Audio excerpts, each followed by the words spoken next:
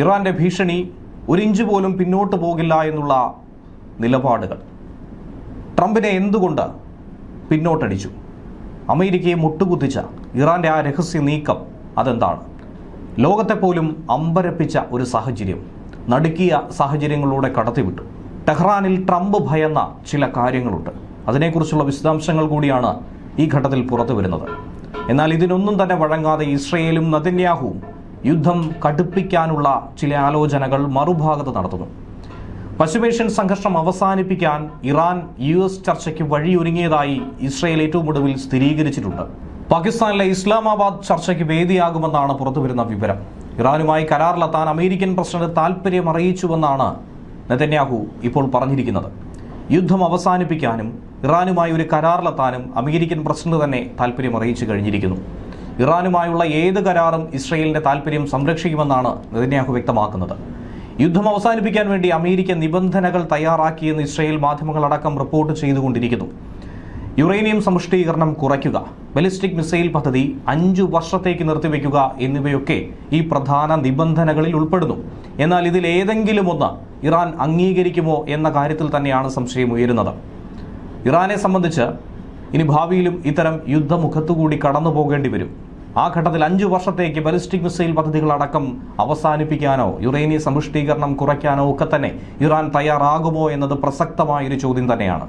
എന്നാൽ ഈ നിബന്ധനകൾ ഇറാൻ അംഗീകരിക്കുമോ എന്ന കാര്യത്തിൽ ഇതുവരെയും വ്യക്തത വരാത്ത ഘട്ടത്തിൽ യുദ്ധത്തിന് 5 ദിവസം കഴിഞ്ഞാൽ വീണ്ടും എന്ത് സംഭവിക്കും എന്നുള്ളതാണ് ലോകം ഉറ്റുനോക്കുന്നത്. ഹോർമുസ് കടലിടുക്കിന്റെ നിയന്ത്രണം, നഷ്ടപരിഹാരം തുടങ്ങിയ ഉൾപ്പെടെ ഇറാൻ മുന്നോട്ട് വയ്ക്കും നിരവധി നിലപാടുകൾ, നിരവധി ഡിമാൻഡുകൾ ഇറാൻ ഉയർത്തുമെന്ന് തന്നെയാണ് മനസ്സിലാക്കാൻ കഴിയുന്നത്. പക്ഷേ ഔദ്യോഗികമായ ഒരു നിലപാടും ഇതുവരെയും പുറത്തുവിട്ടിട്ടില്ല.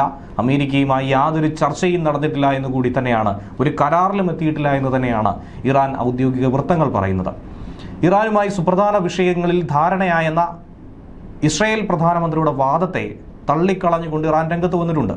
അതുമാത്രമല്ല, കരയുദ്ധം നടത്തിയാൽ പേർഷ്യൻ ഉൾക്കടലിൽ വ്യാപകമായി തന്നെ മൈനുകൾ വിതയ്ക്കുമെന്നാണ് ഇറാന്റെ ഭീഷണി. ഇങ്ങനെ എന്തെങ്കിലും സംഭവിച്ചു കഴിഞ്ഞാൽ പിന്നീട് ലോകത്തിന് തന്നെ വലിയ വിപത്തായ രീതിയിൽ മഹാദുരന്തമായി തന്നെ ഇത് മാറിയിരിക്കും.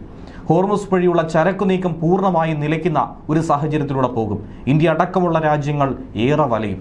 സാമ്പത്തികമായും സാമൂഹികമായും ഒക്കെ തന്നെ വലിയ പ്രത്യാഘാതങ്ങൾ ലോകരാജ്യങ്ങൾക്ക് സൃഷ്ടിക്കപ്പെടും. കരയുദ്ധത്തിനിപ്പോൾ പദ്ധതിയില്ലെന്ന് ട്രംപ് തന്നെ പറയുന്നുണ്ട്. എന്നിരുന്നാൽ പോലും മറുഭാഗത്ത് അമേരിക്കൻ സീലുകളെയൊക്കെ തന്നെ, മറൈനുകളെയൊക്കെ തന്നെ ഇറാനുമായി അടുത്തുള്ള കോണുകളിലേക്ക് അയച്ചു കഴിഞ്ഞിരിക്കുന്നു. ആയിരക്കണക്കിന് US മറൈനുകൾ എത്തിക്കഴിഞ്ഞു എന്നാണ് മനസ്സിലാക്കാൻ കഴിയുന്നത്. കരയുദ്ധത്തിന് ഒരുക്കമാണെന്ന് ഇസ്രയേൽ മറുഭാഗത്ത് നിലപാട് സ്വീകരിക്കുന്നു. വിരുദ്ധ ചേരികളിൽ നിൽക്കുകയാണോ അമേരിക്കയും ഇസ്രയേലും എന്നൊരു ചോദ്യം ഈ ഘട്ടത്തിൽ ഉയരുകയാണ്. ലെബനിൽ സ്ഥിതി ചെയ്യുന്ന UN സമാധാന സേനയുടെ ഓഫീസിൽ ഇന്നലെ ഒരു ഷെല്ലാക്രമണം നടന്നതുപോലും ഇവരെയും അമ്പരപ്പിച്ചു. ഇസ്രയേലിന് നേരെ ഹിസ്ബുള്ള ശക്തമായ ആക്രമണം നടത്തുന്നുണ്ട്. മധ്യ ഇസ്രയേലിൽ ഇന്നലെ ഇറാനിയൻ മിസൈലുകൾ എത്തിയെങ്കിൽ പോലും അതിനെയൊക്കെ തന്നെ തകർത്തെറിഞ്ഞു. മറ്റൊരു സംഭവത്തിലാകട്ടെ തെക്കൻ ഇസ്രയേലിലെ ആഷ്കലോണിൽ മിസൈൽ അവശിഷ്ടങ്ങൾ വീണ് വലിയ നാശനഷ്ടവും ഉണ്ടായി. എന്നിരുന്നാൽ പോലും മറുഭാഗത്ത് ആഴ്ചകളായി തുടരുന്ന ഈ യുദ്ധത്തിന് പരിസമാപ്തിയിലെത്തിക്കാൻ, അന്ത്യം കുറിക്കാൻ വേണ്ടി, പശ്ചിമേഷ്യയുടെ ശാന്തിക്ക് വേണ്ടി നയതന്ത്ര നീക്കം വളരെ സജീവമായി തന്നെ നടത്തുന്നുണ്ട്. നിർണായകമായ ചർച്ചകൾക്ക് പാകിസ്ഥാൻ തന്നെ ആയിരിക്കും വേദി എന്ന കാര്യത്തിൽ സംശയമില്ല. ഈ ആഴ്ച തന്നെ ഇസ്ലാമാബാദിൽ വെച്ച് അമേരിക്കയുടെയും ഇറാന്റെയും ഉന്നത പ്രതിനിധികൾ ഒരു കൂടിക്കാഴ്ച നടത്തിയേക്കുമെന്നാണ് സൂചന ലഭിക്കുന്നത്. ഇറാന്റെ ഊർജ്ജ കേന്ദ്രങ്ങൾക്ക് നേരെ നടത്താനിരുന്ന ആക്രമണങ്ങൾ താൽക്കാലികമായിട്ടാണ് അവസാനിപ്പിച്ചിരിക്കുന്നത്. ഒരിക്കലും ഇത് പൂർണ്ണമായും അവസാനിപ്പിച്ചിട്ടില്ല എന്നുകൂടിയാണ് അമേരിക്കൻ പ്രസിഡന്റിന്റെ വാദം. ഇതിന് പുറകെയാണ് പുതിയ നയതന്ത്ര നീക്കത്തിലേക്ക് കടന്നിരിക്കുന്നത്. പാകിസ്ഥാൻ, തുർക്കി, ഈജിപ്റ്റ് എന്നീ രാജ്യങ്ങൾ സംയുക്തമായി തന്നെയാണ് ഇരുപക്ഷത്തെയും ഒരുമിച്ച് തന്നെ ഈ ചർച്ചാ മേശയിലേക്ക് എത്തിക്കാൻ ശ്രമിച്ചുകൊണ്ടിരിക്കുന്നത്. അമേരിക്കയെ പ്രതികരിച്ചുകൊണ്ട് വൈസ് പ്രസിഡന്റ് JD വാൻസ് ചർച്ചകളിൽ പങ്കെടുത്തേക്കുമെന്ന സൂചന കിട്ടുന്നു. ചർച്ചകളിൽ പുരോഗതിയുണ്ടെന്നും പല കാര്യങ്ങളും ഇതിനോടകം തന്നെ ധാരണയിലേക്ക് എത്തിക്കഴിഞ്ഞുവെന്നും ട്രംപ് അവകാശപ്പെടുമ്പോഴും ഇസ്രയേൽ ഇതിനൊക്കെ തന്നെ വിരുദ്ധമായ നിലപാടുകൾ തന്നെയാണ് പങ്കുവയ്ക്കുന്നത്. സമാധാന ശ്രമങ്ങളെക്കുറിച്ച് അറിവുണ്ടെങ്കിൽ പോലും ധാരണയിലെത്തിയെന്ന ട്രംപിന്റെ പ്രസ്താവന പ്രതീക്ഷിച്ചതിലും വേഗത്തിലായിപ്പോയി എന്നുള്ള അമ്പരപ്പ് തന്നെയാണ് ഇസ്രയേൽ പ്രകടിപ്പിക്കുന്നത്.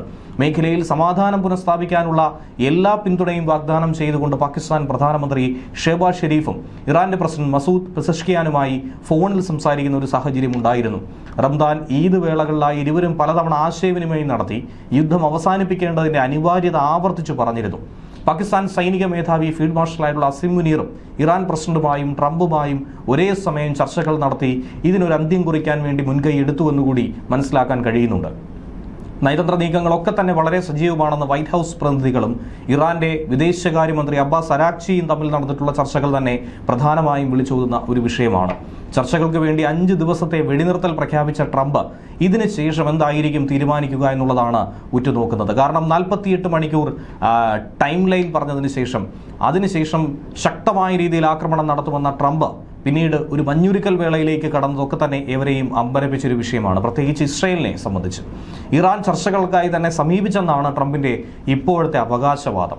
എന്നാൽ കഴിഞ്ഞ 24 ദിവസവുമായി അമേരിക്കയുമായി യാതൊരുവിധ ചർച്ചകൾക്കോ തങ്ങൾ മുതിർന്നിട്ടില്ല, തങ്ങൾ നടത്തിയിട്ടില്ല എന്ന് തന്നെയാണ് ഇറാന്റെ വിദേശകാര്യ മന്ത്രാലയം ഔദ്യോഗികമായി തന്നെ പറഞ്ഞിരിക്കുന്നത്. അതേസമയം ഇസ്രയേലിനെ ലക്ഷ്യമിട്ടുകൊണ്ട് ഇറാൻ നിരവധി മിസൈലുകൾ അയച്ചുവെന്നാണ് IDF പറയുന്നത്. 5 ദിവസത്തേക്ക് ഇറാന്റെ ഊർജ്ജ മേഖലയെ ലക്ഷ്യമിട്ട് ആക്രമണം ഉണ്ടാകില്ലെന്ന് അമേരിക്കൻ പ്രസിഡന്റ് ഡൊണാൾഡ് ട്രംപ് പറഞ്ഞതിന് പിറകെയാണ് ഈ ആക്രമണം ഉണ്ടായതെന്നും പറയുന്നു. ടെൽ അവീവ് ഉൾപ്പെടെ ഇസ്രയേലിന്റെ വിവിധ ഭാഗങ്ങളിൽ സൈറനുകൾ മുഴങ്ങിക്കേൾക്കുകയാണ്. വ്യോമ പ്രതിരോധ സംവിധാനങ്ങൾ ഈ മിസൈലുകളെ നേരിടുന്നതിന്റെ സ്ഫോടന ശബ്ദങ്ങളും പലയിടത്തു നിന്നും കേട്ടു. തകർന്ന മിസൈലുകളുടെ അവശിഷ്ടങ്ങൾ താഴെ വീണ് വടക്കൻ ഇസ്രയേലിലെ ഏതാനും വീടുകളടക്കം തകർന്നിരിക്കുന്നു. ആളപായമൊന്നും തന്നെ ഇതുവരെ റിപ്പോർട്ട് ചെയ്യപ്പെട്ടിട്ടില്ല. ഇറാന്റെ മേലുള്ള അമേരിക്കയുടെ ആക്രമണം തുടരുമെന്നും താൽക്കാലിക വെടിനിർത്തൽ ഊർജ്ജ കേന്ദ്രങ്ങൾക്ക് മാത്രമാണ് ബാധകമെന്നുമാണ് സമഫർ മീഡിയയെ ഉദ്ധരിച്ചുകൊണ്ട് വാർത്താ ഏജൻസിയായിട്ടുള്ള റോയിറ്റേഴ്സ് പറഞ്ഞിരിക്കുന്നത്. അമേരിക്കൻ ഉദ്യോഗസ്ഥർ തന്നെയാണ് ഈ റിപ്പോർട്ട് പുറത്തുവിട്ടിരിക്കുന്നത്.